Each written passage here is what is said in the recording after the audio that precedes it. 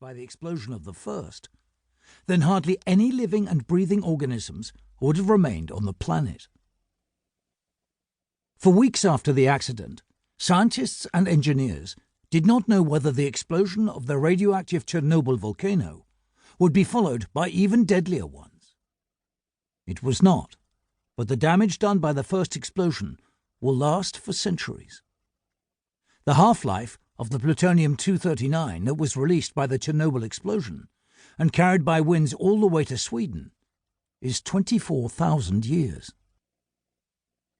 Pripyat is sometimes referred to as the modern-day Pompeii. There are clear parallels between the two sites, but there are differences as well, if only because the Ukrainian city, its walls, ceilings, and even the occasional window pane are still basically intact.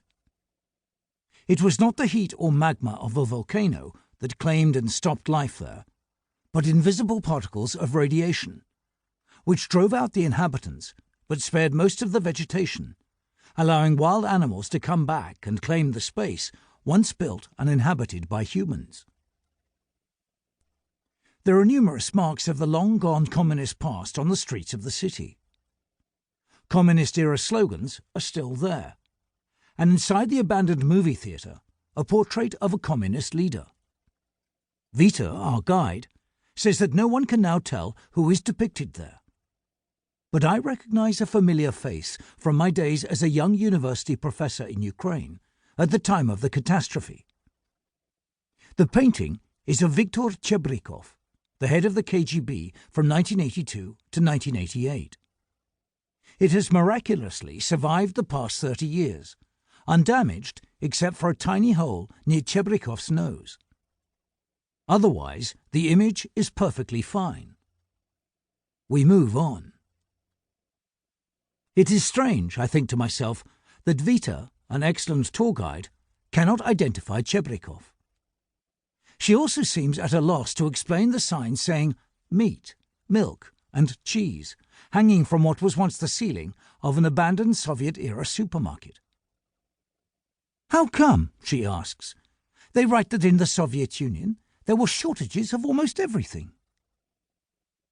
I explain that Pripyat was in many ways a privileged place because of the nuclear power plant, and that the workers were better supplied with agricultural produce and consumer goods than the general population. Besides, the fact that there were signs saying meat or cheese did not mean that those products were actually available.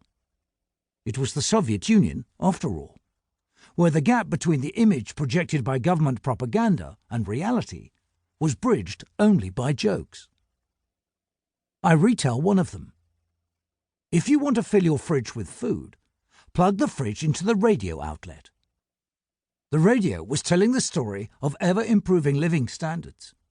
The empty fridge had its own story to tell.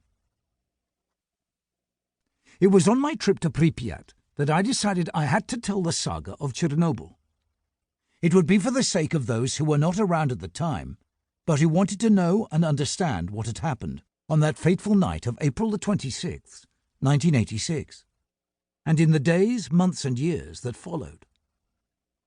Despite the Soviet government's initial efforts to conceal the Chernobyl disaster and downplay its consequences, it became well known in the Soviet Union and in the West, and received a great deal of public attention, starting with journalistic reports filed in the first days after the explosion, and ending with documentary films, feature movies, non-fiction investigations, and novels.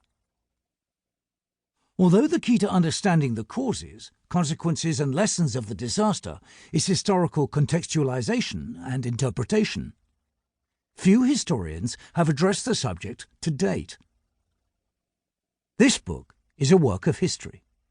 In fact, it is the first comprehensive history of the Chernobyl disaster from the explosion of the nuclear reactor to the closing of the plant in December 2000, and the final stages in the completion of the new shelter over the damaged reactor in May 2018. As I embarked on my research of the history of Chernobyl, I was helped enormously by the recent opening of previously closed archival collections dealing with the disaster. Many government archives opened their doors more widely.